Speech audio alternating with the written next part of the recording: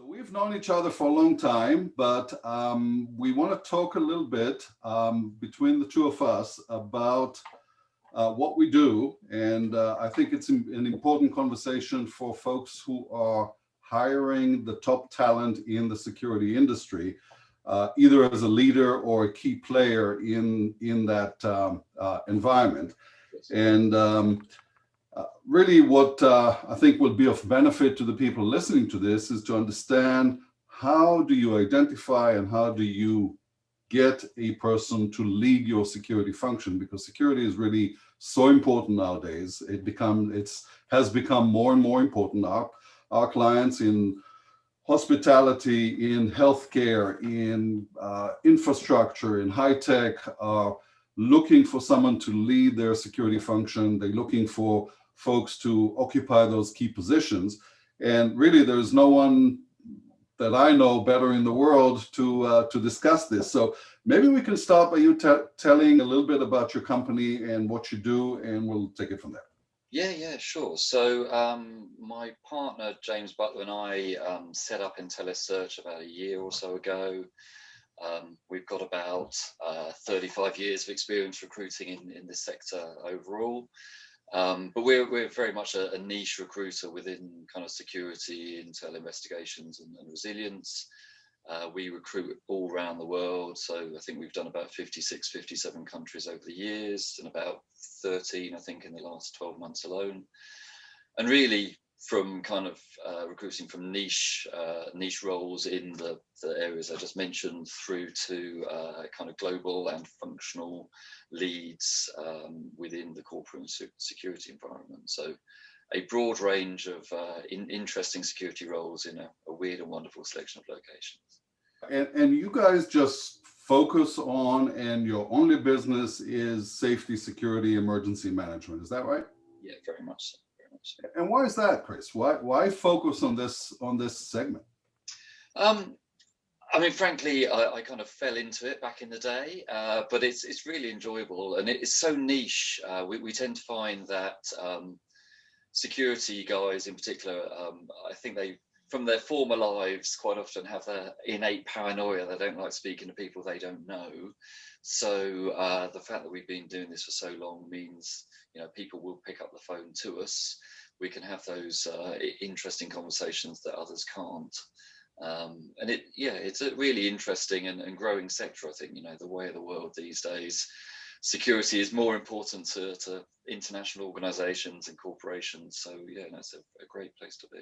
And oftentimes we're called to do very sensitive work, not necessarily just for the leader in the security department, not just the vice president of corporate security or the global security director, but sometimes for the general counsel, for the VP of HR, sometimes for CEOs of multi-billion-dollar companies.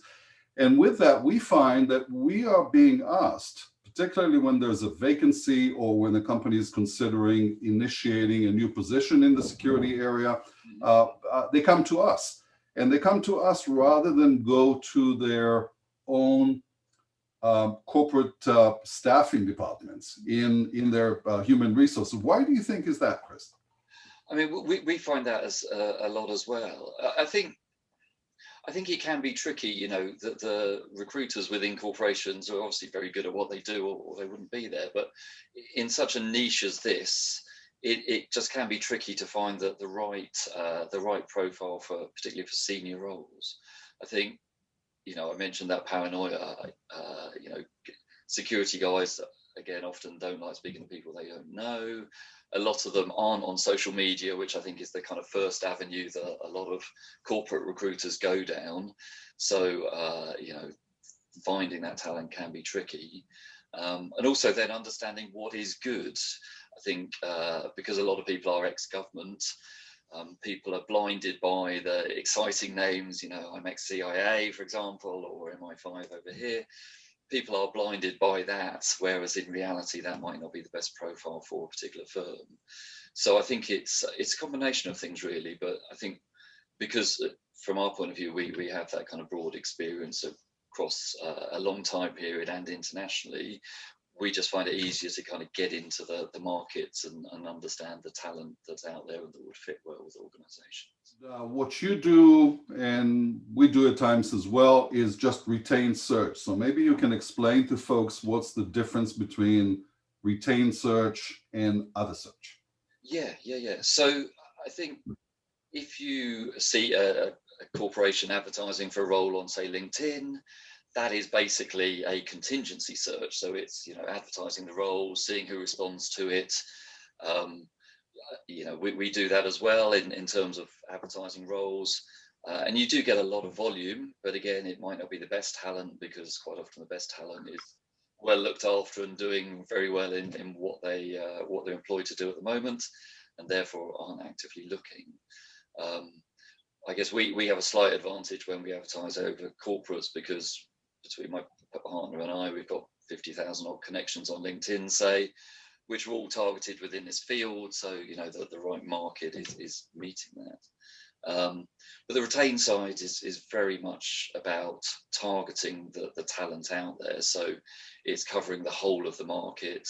It's reaching out to anyone that could be relevant, not necessarily, if your job is in Phoenix, say, it's not solely looking at people in the local market, it's talking to people that could be interested in relocation, whether they be in the US or overseas, and really just matching up the skills and the cultural side alongside that kind of high emotional intelligence that a lot of corporations are looking for at the moment. So because this is all we do, we have those markets, those networks, we know where to reach out.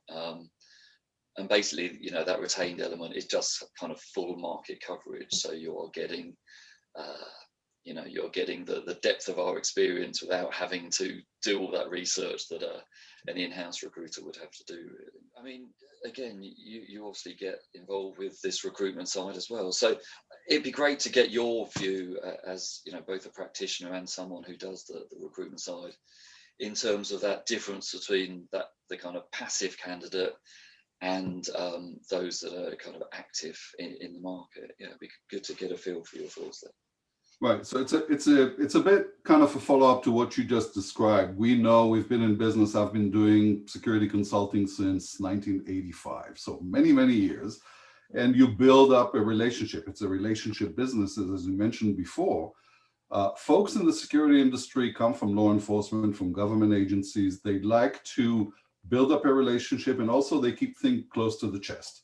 So when a security director in let's say, a space and defense oriented company in Southern California is occupying the position, that person may or may not be making it known that they're not happy and they want to move, let's say, to Northern California or to Oregon or another place.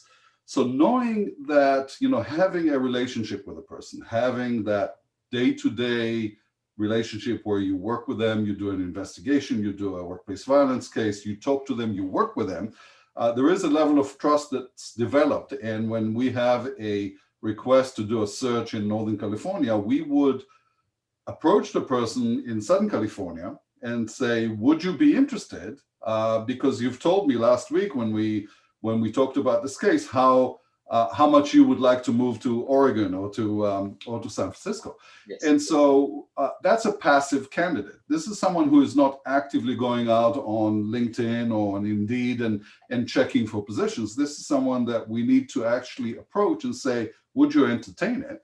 Because I think from working with you, you may have the exact experience, the talent set, the qualifications for that position that maybe pays, time and a half what you're making now, and would be in an area where you want to move to because your kids have all gone to college and you want to live somewhere else. So those are the kind of nuances that we bring into a search. And what we do a little bit different than you, Chris, is we only do the search function for the top position. So it would be a vice president of corporate security, a senior director of global security, someone who runs, and sometimes chief security officers, also known as CSOs, which typically would combine the cyber and the physical security. But most of our strength is really in the physical security. The cyber world has its own nuance, and typically that would report to CIO or Chief Information Officer rather than to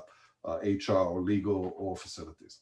Yes. So yeah, I mean, we do a lot of passive. So when we are retained to do a search, we would reach out beyond the folks on our LinkedIn. We would reach out to the people that we work with. Yes. And think about, who would fit, who has the experience to build up a security department in a, let's say, a healthcare institute in Washington State that doesn't have a leader to do this. So we will think about it. We'll identify the person we'll move it for. Let me ask you this. Let's open up the kimono a little bit and talk about how you actually do a search. I mean, what is a typical fee? How long does it take? What do you need from the client? Where do you get involved in the job description area or just the selection? How do you actually do it? What are the mechanics behind doing a retained search? So I guess in an ideal world, we will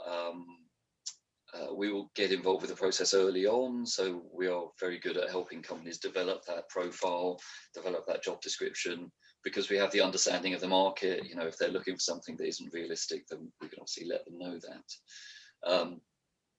So we will talk to them at length about both the skill set, what kind of personality will fit in with the corporate culture, what the kind of ethics and ethos of the business is, because it's not all about practical skills. The person's got to be able to work in that environment as well. And once we've agreed that, we'll go out to the market and kind of pinpoint those candidates that are relevant. So we like to provide as much information as possible. So we provide a long list of everyone we've approached, those that have expressed an interest, their feedback in terms of what tempted them and what didn't, because these recruitment processes do change slightly over time sometimes. So companies might realise that there are additional skills that they could bring to the table. I'd say on any senior level search, probably 80 to 90% of the people we submit, we might know them before, but they are new to us in terms of submitting a resume, CV, and us sending their details over. But it's really kind of holding the client's hand from cradle to grave, giving them the confidence that what they're looking for is realistic, and then going out into the market, and again the global market, to find the best candidates for them. So we quite often find candidates elsewhere in the world. We've just filled a global head role in Hong Kong. The candidate that's taken that role is ex-Hong Kong police, but he's not actually been based in Asia for a number of years.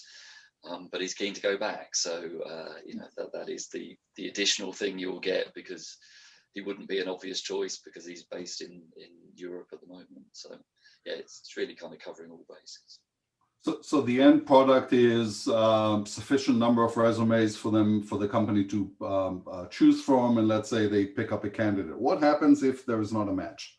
The person started, it didn't work out.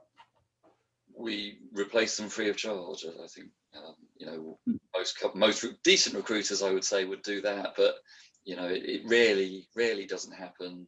Between our experience of recruiting in this field, we provide the client with video interviews that the candidates have done with us, so they get a feel for their approach even before they start interviewing themselves. And I think these days most organizations, when hiring senior people, get so many interested parties involved that the process doesn't fall out of bed that often. But yeah, it's a success-based process. So if it doesn't pan out for whatever reason, then we go again until it succeeds. But it doesn't happen very often, luckily. Do you get involved in the compensation package as well, designing it, helping the candidate or helping the company negotiate that, or is that something outside your expertise? No, I mean, every candidate and company likes to do things slightly differently, but yeah, we're certainly happy to help. We obviously make sure that the company is fully aware of both what the candidate is earning, if we're allowed, because I know in certain US locations you can't ask that question, but certainly what their expectations are in something new. And we hear it a lot that money isn't the driver for everyone, but it's obviously useful for the companies to know exactly what they're going to have to pay to get a certain profile. And I think if companies know that, and the candidate knows the kind of ballpark package that companies can pay, it kind of eases the process. But yeah, no, we're very much open to supporting that negotiation, and we do it all the time. So let's talk a little bit about what's going on today. I mean, we have COVID, we have various tensions in different places. They look differently, but definitely the world has not turned into the tranquil void of security as we all dream for, and security is an issue. What do you think is the trends? What do you think an organization, whether it's a healthcare or school or multinational corporation or a regional, let's say a European or an American firm, should look for in a security leader? And let's maybe take it from the top level position to other positions, maybe the second tier. What do you think is the most important qualities that are important today? I mean, I think historically you saw, particularly in the US, particularly in the UK and some bits of Europe, a lot of corporations taking people straight out of government. And I suspect part of that is because of their brand from government, but also because of those kind of government connections.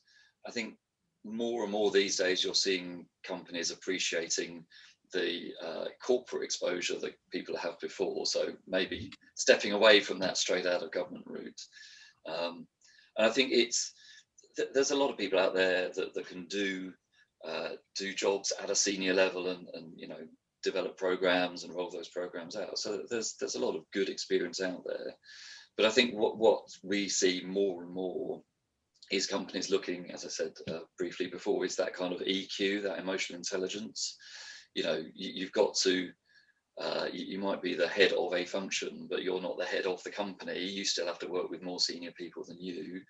You have to understand that, unlike perhaps in government, you can't say something and suddenly it happens. You have to work by influence and negotiation. So again, that's obviously something that's quite tricky to look at when you see a resume, but that's the advantage we have in having these conversations all the time. So I think we see a lot of that. We see, particularly in some of the less well-developed and historical security markets, we see a bit of a move towards localization.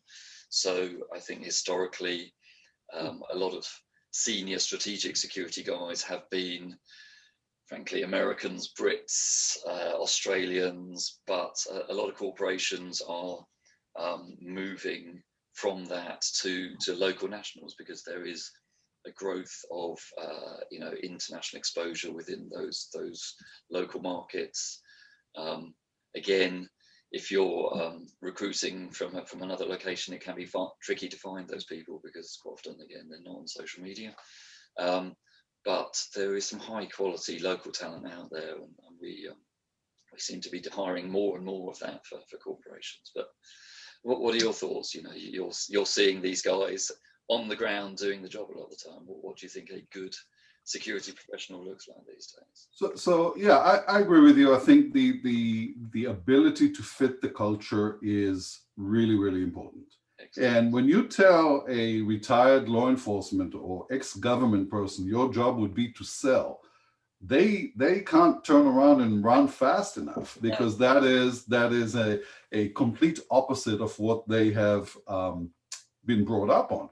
But if you want to be successful in this business, just like any other specialty, you need to be able to bring your executives. So let's say you're a vice president of corporate security at Oracle or any one of the high-tech companies. You really need to develop a program, and you need to sell it on, to your boss and to their peers. And then if you are a vice president, maybe you have one more layer above that. And then everyone needs to be part of that theme. Yes. And everyone needs to be on board, because otherwise you're not going to get the money, and you're not going to get, more importantly, you're not going to get the culture shift if that's what you seek. And typically, if you want to be doing effective security, then culture shift in that area is typically required, because people naturally are not going to be stopping tailgating, and are not going to be leaving a clean desk. It's something that needs to be learned. It's not something that people come out of college with leave a clean desk. No. So I think that's really one of the important qualities. And then the second thing that we've seen, I would say, in the last 10 years is understanding the world, being global. Yes. I remember when we worked around the late 90s with I won't mention the name or the company, but it's a well-known, huge Silicon Valley company that at the time had 75 offices outside the US. Yes. Okay. And the vice president or senior director of corporate security just came in from a US domestic organization. He's never had a passport. Right. He's never traveled outside the US. And he made do. I mean, he was a quick study, very bright guy, and eventually he got it. But today you can't be doing that. There is just no way you can step into this role without understanding different cultures, because tomorrow you may have an uprising in Yerevan, Armenia, and if you can't spell the name, and if you don't understand how the culture works over there, you're not going to be successful. And you, beyond that, you need to have contacts, and you need to have the ability to work in those areas. So I think those are the two things: being able to sell your program internally, and being able to operate globally effectively with a network of contacts or appropriate consulting support for a major high-tech company that would work. And I think that is applicable also to the local that you mentioned. The local, you need to be able to force multiply what you know. Yep. And either develop a team or rely on outside resources that can step in and support you. Yeah, no, very much so. I guess it's also emphasized with COVID, isn't it? If you don't have that international network already, it's not like you can travel somewhere to improve it at the moment, because everything's being done remotely. So. Well, as I think we prefaced in the beginning of this conversation, security is an important part for any organization, and finding that one person, and more that person should be female, should be minority, should be diverse, should really mimic and look like the rest of the company and the rest of society. Yes. But that person who fits in culturally and can do that function effectively by really creating consensus and having a buy-in from both employees and management is really critical. So thank you for the work that you do, and I hope HR and hiring managers take heed, because security is a different animal altogether, and to get the right talent, you really need to have a good hunter, and you are. Thank you very much. Chris, been great chatting with you. Have a good afternoon in the UK, and be well. Thank you for your time. Take care. Cheers.